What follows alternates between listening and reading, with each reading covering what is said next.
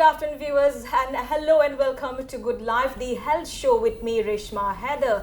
Well, an irregular heartbeat can be a sign of underlying danger. Heart rate abnormalities affect individuals from all walks of life. And to know more on this, we have with us Dr. Rituparna Baruah, who is a cardiologist at Apollo Hospitals, Guwahati, with a fellowship in electrophysiology in Beijing. Well, Dr. Rituparna Baruah will shed light on the causes, symptoms, and cutting-edge treatments for these conditions. Well, welcome to the show, doctor. So starting off about the heart rates, the abnormalities in heart rates, if you could simplify our viewers, how do we understand what are the abnormalities in the heart rate? Yeah, there are many abnormalities that we encounter in heart rate problems, and sometimes the heartbeat may be very fast, and then patient usually feel like severe palpitations, and some of the patient also can present with some dizzy spells or like vertigo-like symptoms, but actually it is not vertigo, but it is a dizziness or some kind of syncope, we call it, that if the patient suffer fainting attacks, or sometimes this could be very worsening symptoms, or it could be very fatal also in some certain subset of patient, and patient can suffer sudden cardiac arrest, or even in extreme condition patient can die of this problem. So this is, we call it electrical abnormalities of the heart, that actually there are some pacemakers like tissues inside the heart that can generate heartbeats, and if some problem in this pacemaker like tissues, and the patient heartbeat may be very fast, and then the patient can suffer this type of symptoms. So if you can tell our viewers what can be the reason for the people suffer through these abnormalities? Is it the food habits or lifestyle or any history from their family? Basically here we want to focus mostly on the abnormality that is very fast heartbeat. And there are certain group of patients who develop slower heartbeat that we can discuss in a separate series of talk and these things.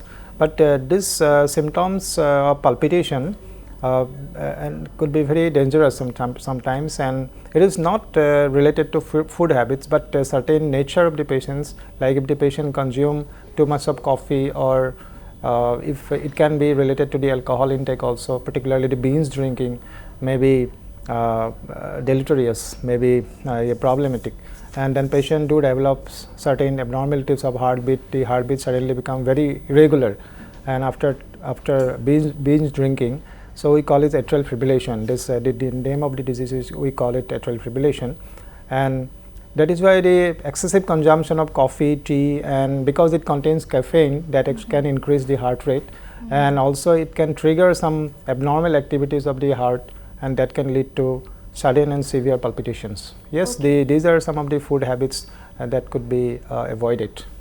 Okay, so if you could give us a simple tactic for a person to understand if they have a very slow rate, that they are having they're having to suffer palpitations. So what tips would you give them to understand that they are going through such condition? Yeah, first if patient feels palpitation, and then immediately to contact a cardiologist at least, and in that way they can do one electrocardiogram. So that is a very basic tool in cardiology practice. So electrocardiogram is available in almost every center in Guwahati, and even in the rural areas also these ECG machines are available, and they can immediately do one ECG, and then the things can be clarified as soon as possible. So whether there is abnormality of the heartbeat or not, whether the heartbeat is too slow or the heartbeat is too fast. So is it actually a normal phenomenon? Because sometimes if patient having fever or any kind of infection, or those patients who are suffering lower hemoglobin, we call it anemic patients, or it could be related to some other disease process, particularly children also in normal condition also, they may have a higher heart rate, but this heart rate may not be considered as abnormal. So this abnormal palpitation or abnormal fast heartbeat actually can occur very fast and suddenly. So if it is a sudden onset and offset of this sudden palpitations, actually we consider it as very abnormal phenomena or abnormal condition. So doctor, as we have advanced with time, technology have advanced, so we must have some more advanced technologies for treatments such as this. So what do we have as of now? Yeah, as we already discussed about electrocardiogram, because this is the one of the basic tools in cardiology practices. So you can investigate the patient with for the heartbeat. So once we detect that the patient having probable electrical abnormality in the form of slower heart rate or faster heart rate, we can consider this patient to undergo one special test we call Holter monitoring. Okay. So, Holter monitoring is an extended ECG monitoring, and it is actually this test is conducted for a prolonged period, for longer time. For example, for 24 hours, or this 24 hours assessment could be extended to 48 hours or 72 hours. And also we have certain advanced gadgets, like we call it ELR, external loop recorder. So, we can see the heartbeat for a very prolonged period, like 7 days or 10 days, like that. And this is an external device connected to the human body, and that actually picks up the heart rate very well, and thereby utilizing this device we can detect abnormal activities, electrical activities of the heart, or abnormal signals that is arising inside the heart. So, one is ECG, that is a basic, yes, and the second is the Holter monitoring. Okay, so what is this electrophysiology study? Yeah, electrophysiology study is very advanced cardiac investigations. This patient, if we detect, or particularly in ECG or Holter monitoring, that something abnormalities in terms of the signals generating inside the heart is ongoing, and most of the times, in more than 90% of the patients, this abnormality come as like a salvos, so some kind of the paroxysmal attacks. It means that it may not stay there continuously. So, in paroxysms, or it could be intermittently, it will be coming or detected in the ECG or Holter.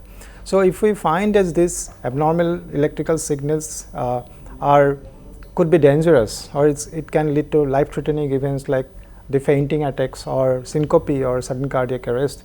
So, we immediately ask the patient to undergo this electrophysiology study.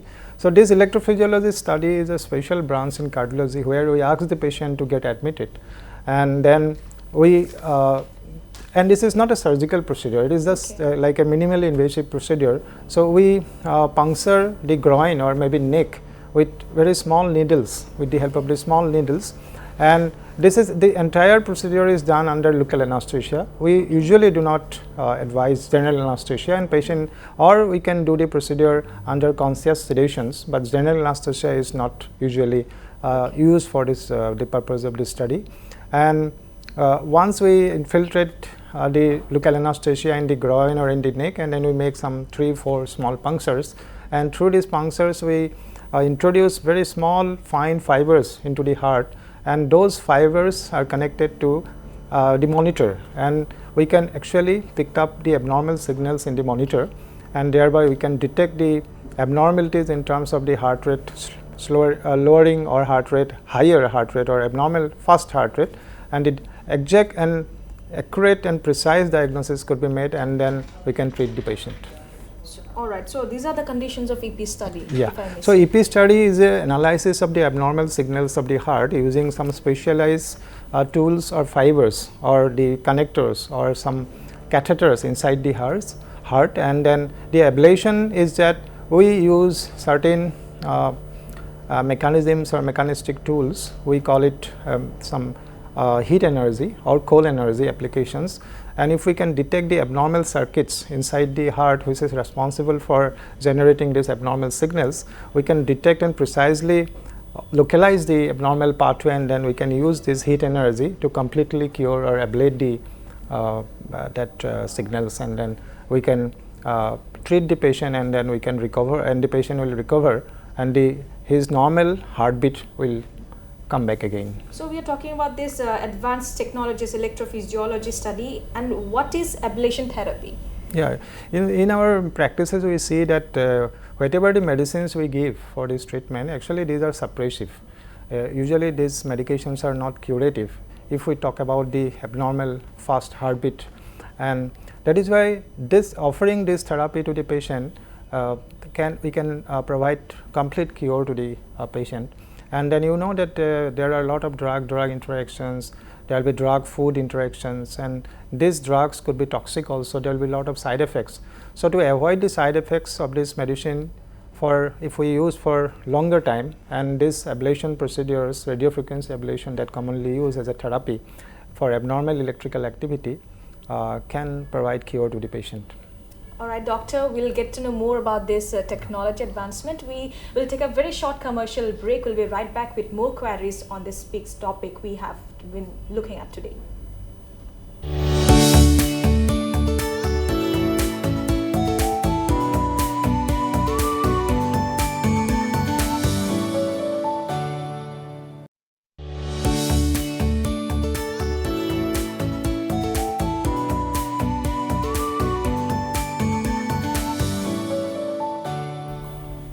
Welcome back, viewers. You're watching Good Life, the Health Show with me, 𝗏𝗏. We were talking with Dr. Rituparna Baruah, who is a cardiologist at the Apollo hospitals in Guwahati and also has a fellowship in electrophysiology.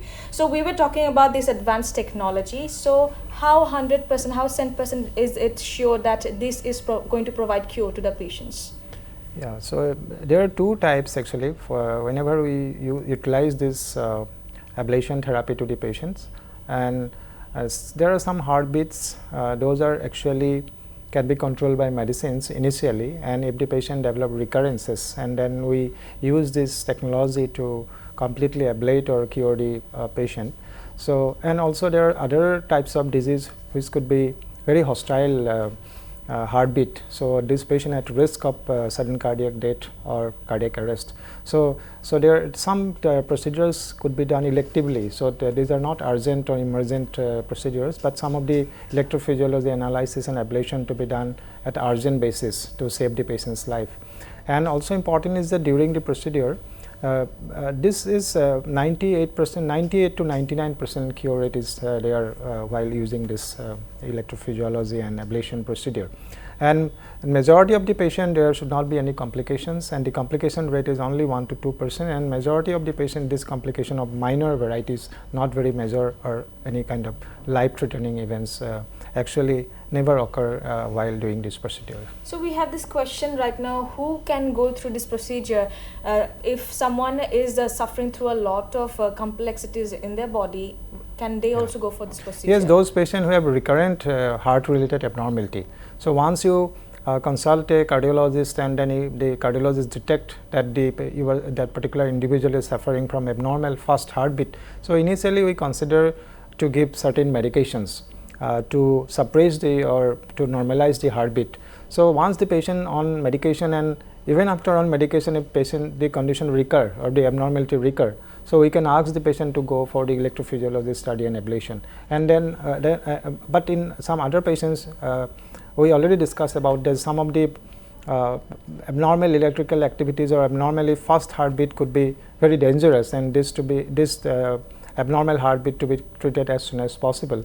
So there are two ways we can do. Initially we can ask the patient to take medication for 3 to 6 months. If it is stabilized with medicine, that is very good. And if the problem recur again, so we can provide this therapy. But in some of the patients where there could be chance of life-threatening events like sudden cardiac arrest or sudden cardiac death, we definitely ask the patient to go for this therapy as soon as possible. Okay, are there any complications during the procedure? Yeah, already we discussed that the complication rates are very rare, very uncommon, and even though it happened, so these are usually the minor complications. The occurrence of or incidences of major complications while during this procedure is extremely uncommon.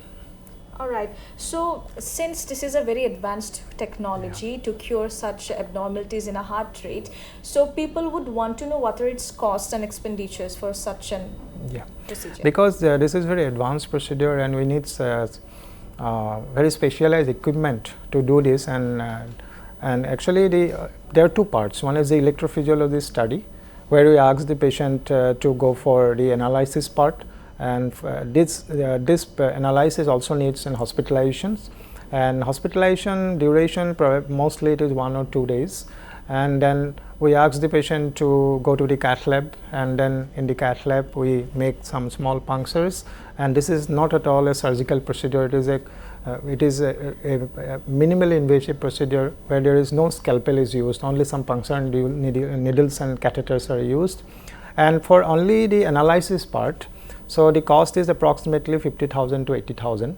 And if we consider the patient to go for ablation therapy, so ablation is the curative, this is the therapy, ablation, and then we apply some heat energy or cold energy. So we need certain machines or device or some consoles so that we can generate this heat energy and apply to the human body inside the heart, and with a very balanced and programmed way, so that there should not be any complications.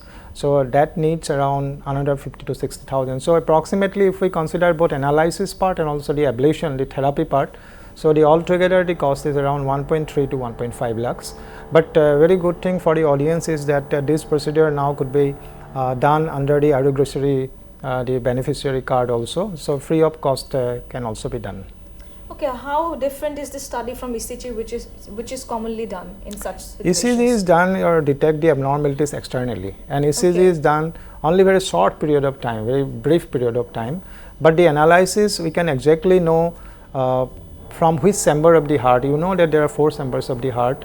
So we can exactly detect or exactly know that from which chamber of the heart the abnormal signal is arising, and we can precisely detect that location and then apply that heat or cold energy to completely cure that abnormal signals, and we can actually revert back the abnormal the normal sinus rhythm. We call it the normal heart rate, we call it the normal sinus rhythm.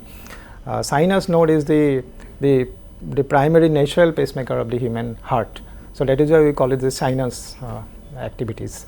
So that we can cure the patient using this technology. Okay. Does a patient needs to be hospitalized for such? Yeah, hospitalization is necessary. Okay. In majority of the patient, 1 or 2 days hospitalization is sufficient. So if I may ask, this is a new technology. How long has it been? Have you tested it on people and how they have recovered from it? Yeah, we have been doing this procedure from quite a long time. Okay. Since I have been skilled, and then we need to go for rigorous training.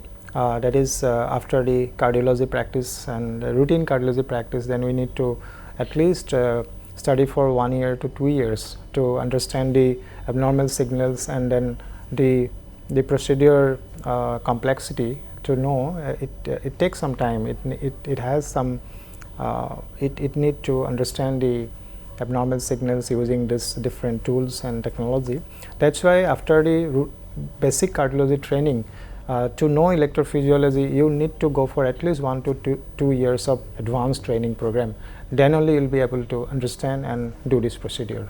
So is this a surgical therapy or minimally? No, it's not a it is not a surgical therapy. There is no scalpel is used, no cut marks, no scars you will see. These are only it is done through some small punctures, and is very safe and quite effective treatment. Alright, so doctor, you have been working in this field for a long time. What's the rate, what's the percentage of people suffering through these conditions? Has it been more with the passage of time? Yeah, because we have been seeing that in the northeastern region there is no proper electrophysiologist, or there is no proper electrophysiology management or treatment. So I think with this discussion the viewers will be benefited, and they will be able to know that what is electrophysiology, where this procedure could be provided, or who are the patients can take benefit while doing these procedures, and is there any complication. So the complication rate is very important, because safety is first. You first know the safety of a procedure, then only you can provide this procedure to the common people or individuals. So this test and this procedure or therapy is extremely safe, and the complication rate is 1 to 2% only, provided it is done by a very skillful person. And then in Apollo Hospital we have been doing this procedure from quite a long time, and our complication rate is extremely low. And then we have been doing this procedure under Ayushman Bharat card also. A lot of patients are getting benefit. Okay, so talking about the scheme, the people who are economically backward, how are they supposed to come for this procedure? Has there been any schemes for such? Yeah, so you asked the questions that how common this problem is. That we have been frequently seeing the abnormality of the heartbeat in the common individuals, particularly above the age of 40 years, because once the age increases, the chances of this heartbeat abnormality becoming more and more prevalent and more and more common. So, and sometimes this heart rate abnormality could be associated with other disease process also. So it is not very uncommon to see the heartbeat related abnormalities. I want to focus mostly on the faster heartbeat, where the patient presenting with palpitation mostly.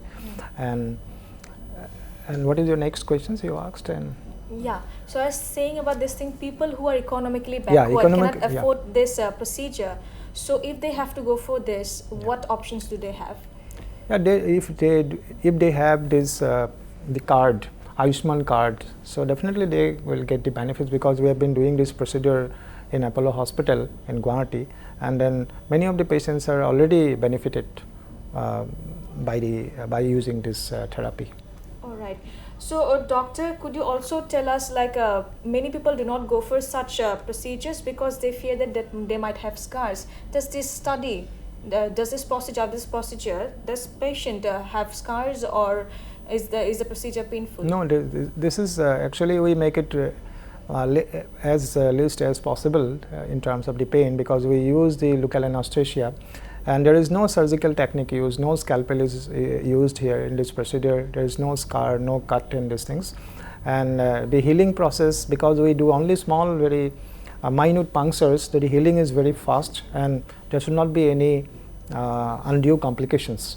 And the patient, most of the patients being very happy, because once before the procedure they used to take a lot of medicines to suppress the faster heartbeat, but once this procedure done successfully, and we actually stop all the medication, and the patient will become free of medicines. So the viewers are watching us right now about this new topic, electrophysiology study and the ablation therapy. What would you like to tell our viewers on this? Yeah, for the individuals or the common people, so sometimes it's very difficult to understand that what is electrophysiology and what is ablation. But for their common understanding is that if you suffer any kind of faster heartbeat, and if you feel that you are having undue palpitation, abnormal fast heartbeat, you can check your own pulse rate also. And if you feel palpitation, and then immediately you should contact a cardiologist and get your ECG done at least. And if this ECG detects any abnormality in that way, and if it become a recurrent problem, if it is coming incessantly, or it is causing you trouble, in that scenario, you should immediately go to an electrophysiologist or a cardiologist who is skilled with electrophysiology treatment, and get your treatment done successfully. So, doctor, there might be people who would want to seek for such an appointment or such a diagnosis and with that procedure. So, what would you suggest them, where to go, where to look for it? Yeah, first, if you suffer any kind of problem that we already discussed, immediately you contact nearby cardiologist or whoever you want. I mean a cardiologist, and the cardiologist definitely do one electrocardiogram, means the ECG, and thereby if it detects, then you can come to, because I have been working in Apollo Hospital, so you can come there and get your electrophysiology analysis done, and we are here to help you. So since it's a new topic, it's a new technology for people to understand how it might work on people, and what are the successful stories, if you could share with our viewers with any of your successful stories with this procedure. Yeah, recently one patient, female lady, she is 35 years, she came to us and showing multiple ECGs where we can detect that this patient did have a recurrent heartbeat related problem, very fast heartbeat. Her heart rate suddenly went up to 200 beat per minute, and it actually caused her dizzy. There are a lot of dizzy spells, and even the patient fainted once. And initially the patient was on medications, at least 3 medications to suppress this fast heartbeat, and then but still it was recurring. So in that clinical scenario context, the patient came to me, and then we did the electrophysiology study, and it was found that there is an abnormal circuits actually there inside her heart, and then we exactly precisely detect the location, and then we use ablation therapy. And then this patient got complete cure, and she is very happy, and she is now leading a very productive life. So this kind of actually success story is very, very important for the individuals and for the viewers, and that is why my request is that whenever you feel any abnormal palpitation, so please do one ECG, and this is the basic tool to detect the abnormal heartbeat. All right, doctor, thank you for joining us and shedding light on this big topic on the heart health that we should all know. And with that, viewers, we have come to the end of today's episode. Keep watching 𝗏𝗏𝘃 Live. Thank you, viewers.